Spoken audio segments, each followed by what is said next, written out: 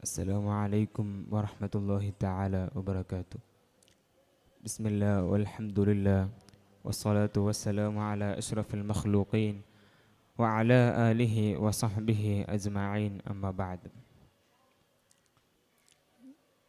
ലിബറലിസത്തിൻ്റെയും നവനാസ്തികതയുടെയും ഈ കാലത്ത് ഇസ്ലാമിനെ തെറ്റിദ്ധരിപ്പിക്കാനും അരികവൽക്കരിക്കാനും ശ്രമിക്കുന്ന ഒരു വിഭാഗം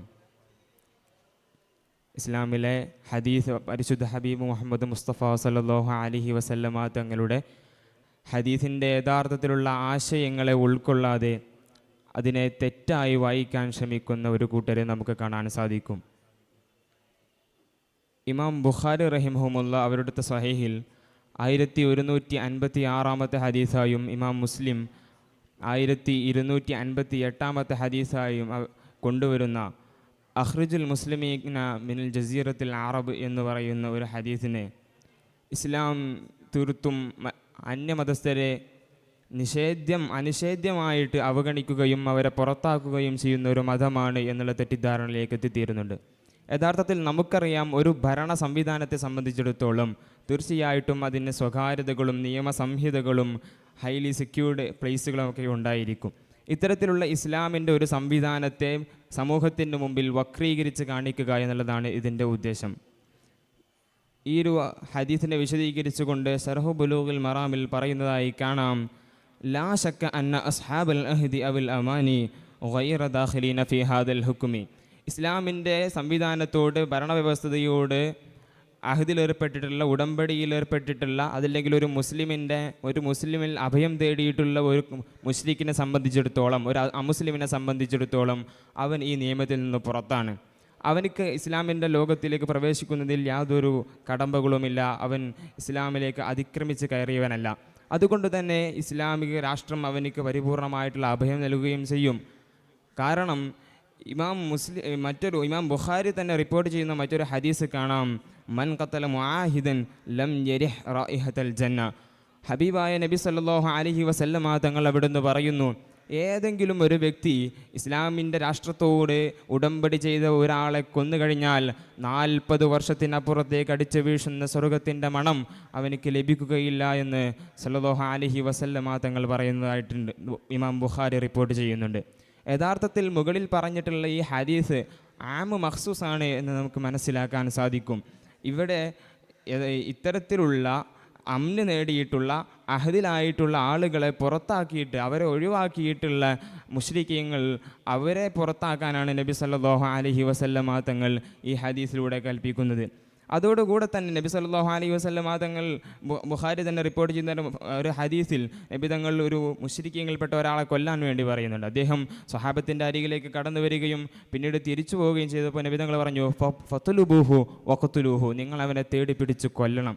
എന്തിനാണ് നിങ്ങൾ അങ്ങനെ പറഞ്ഞത്? ഇമാം ഇബ്നു ഹജർ അൽ അസ്ഖലാനി റഹിമഹുല്ല ഫത്ഹുൽ ബാരിയിൽ വിശദീകരിക്കുന്നു. എന്താണ് ഇതിൻ്റെ അർത്ഥം? അൻഹുത്തല അല ഔറത്തിൽ മുസ്ലിമീൻ വബാദറ ലിയുലമ അസ്ഹാബഹു.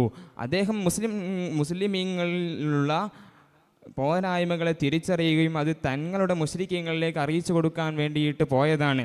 അപ്പോൾ ഇസ്ലാമിക ലോകത്തിലേക്ക് അനിയന്ത്രിതമായി കടന്നു വന്നിട്ടുള്ള ഒരു ചാരനെ കൊല്ലാനാണ് നബി സല്ലല്ലാഹു അലൈഹി വസല്ലമ തങ്ങൾ കൽപ്പിച്ചിട്ടുള്ളത്.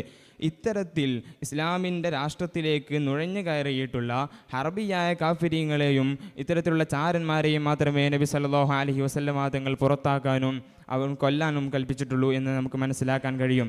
പിന്നെ ഇത്തരത്തിലുള്ള നവനാസ്തികർ ഇസ്ലാമിനെതിരെ ഉയർത്തുന്ന മറ്റൊരു വാദമാണ്, ഹബീബായ നബി സല്ലല്ലാഹു അലൈഹി വസല്ലമ തങ്ങൾ ബനൂ ഖുറൈളക്കാരെ കൊലപ്പെടുത്തി അവരെ അനിഷേധ്യമാം വിധം ഒരു കടന്നുകയറ്റത്തിലൂടെ അവരുടെ പരിപൂർണമായി നശിപ്പിച്ചു എന്നുള്ളത്.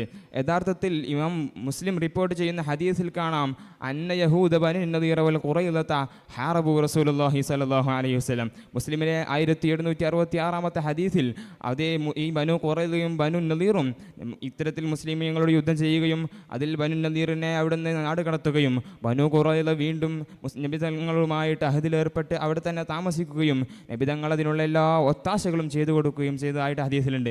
വീണ്ടും അവർ മുസ്ലിമീങ്ങളുമായി യുദ്ധം ചെയ്യുകയും നബി സല്ലല്ലാഹു അലൈഹി വസല്ലം മദീനയുടെ രാഷ്ട്രത്തലവനായിട്ടുള്ള നബി സല്ലല്ലാഹു അലൈഹി വസല്ലമ തങ്ങളെ 2 പ്രാവശ്യം കൊല്ലാൻ വേണ്ടി ശ്രമിക്കുകയും ചെയ്തൊരു സാഹചര്യത്തിൽ, മാത്രമല്ല മുസ്ലിമീങ്ങൾക്ക് തങ്ങളുടെ നാട്ടിൽ സ്വതന്ത്രമായി പുറത്തിറങ്ങി നടക്കാൻ കഴിയാത്തൊരു സാഹചര്യം, ഒരു യുദ്ധത്തിൽ നിന്ന് പുറത്തു പോകുന്ന തിരിച്ച് നാട്ടിലേക്ക് വരുന്ന തൻ്റെ അനുചരനോട് നബി സല്ലല്ലാഹു അലൈഹി വസല്ലമ തങ്ങൾ പറയുന്നുണ്ട്, ഖുദ് അലൈക സിലാഹക ഫഇന്നി അഖ്ശാ അലൈക ഖുറൈള, നീ നിന്റെ ആയുധം നിന്റെ കയ്യിൽ കരുതിക്കോ, നിന്നെ ഖുറൈളക്കാർ വകവരുത്തുമെന്ന് ഞാൻ പേടിക്കുന്നുണ്ട് എന്ന് പറയുന്നുണ്ട്. ഇവിടെ നിന്നൊക്കെ അത്തരത്തിൽ മദീനയുടെ അവസ്ഥ വഷളാകുന്ന സാഹചര്യത്തിലാണ് നബി സല്ലല്ലാഹു അലൈഹി വസല്ലമ തങ്ങൾ അവരുമായി യുദ്ധത്തിൽ ഏർപ്പെടുന്നത്. അതും ഒരിക്കലും അവരുമായി പരിപൂർണമായി അവരെ കൊലപ്പെടുത്തിയിട്ടില്ല, അവർ വംശഹത്യ നടത്തിയിട്ടില്ല എന്നും നമുക്ക് ചരിത്രം യഥാർത്ഥമായിട്ട് മനസ്സിലാക്കുകയാണെങ്കിൽ കാണാൻ സാധിക്കും. അത് ജൂത ചരിത്രകാരന്മാരായിട്ടുള്ള യോഹന്നാൻ പിങ്കിനെ പോലുള്ള ആളുകൾ വരെ സമ്മതിച്ചതാണ് എന്ന് ഓർമ്മപ്പെടുത്തിക്കൊണ്ട് ഇസ്ലാം ഒരിക്കലും മുശ്രിക്കീങ്ങളെ കൊല്ലാനോ അവർ അനിഷേധ്യമാം വിധം ഈ രാജ്യത്തിൽ നിന്ന് പുറത്താക്കാനോ ജസീറത്തുൽ അറബിൽ നിന്ന് പുറത്താക്കാനോ പറഞ്ഞിട്ടില്ല എന്ന് ഓർമ്മപ്പെടുത്തിക്കൊണ്ട് ഞാൻ അവസാനിപ്പിക്കുന്നു. വആഖിറു ദഅവാനാ അൽഹംദുലില്ലാഹി റബ്ബിൽ ആലമീൻ.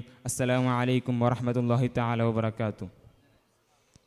ഇതോടുകൂടെ ബാച്ചിലർ